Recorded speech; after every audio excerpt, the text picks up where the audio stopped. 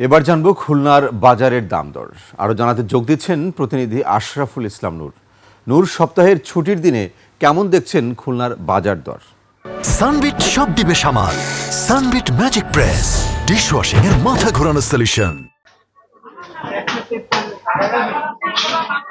গত কয়েকদিন ভারী বৃষ্টির কারণে খুলনার বাজারগুলোতে কিন্তু তরিতরকারি সরবরাহ কম থাকায় দাম বেড়েছে সব ধরনের তরিতরকারির। আমি যদি আপনাদেরকে দেখাই তাহলে গত সপ্তাহে কিন্তু উচ্ছে বা করল্লা এটা বিক্রি হয়েছিল 20 টাকা কেজি দরে, যেটি আজকে 80 টাকা কেজি দরে বিক্রি হচ্ছে খুলনার বাজারগুলোতে।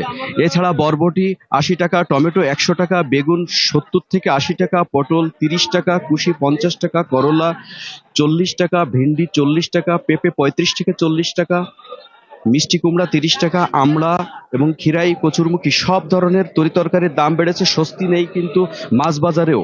আমি যদি আপনাদেরকে দেখাই তাহলে দেখাচ্ছি যে ইলিশ কিন্তু খুলনার বাজারগুলোতে 22 থেকে 2500 টাকা কেজি দরে বিক্রি হচ্ছে এবং পার্শে মাছ 800 টাকা, ভেটকি 800 থেকে 1000 টাকা, চিংড়ি মাছ 600 টাকা এবং বাগদা যেটি সবচেয়ে বেশি চাহিদা থাকে খুলনার বাজারগুলোতে সেটি কিন্তু 1100 থেকে 1500 টাকা কেজি দরে বিক্রি হচ্ছে। এভাবেই ঈদের 2 সপ্তাহ পরেই আজ থেকে কিন্তু বাজার দর সবকিছুই ঊর্ধ্বমুখী। ক্রেতাদের সাথে কথা বলে যেটি জানতে পেরেছি সেটি যে তারা একটি স্থিতিশীল বাজার ব্যবস্থা চায়।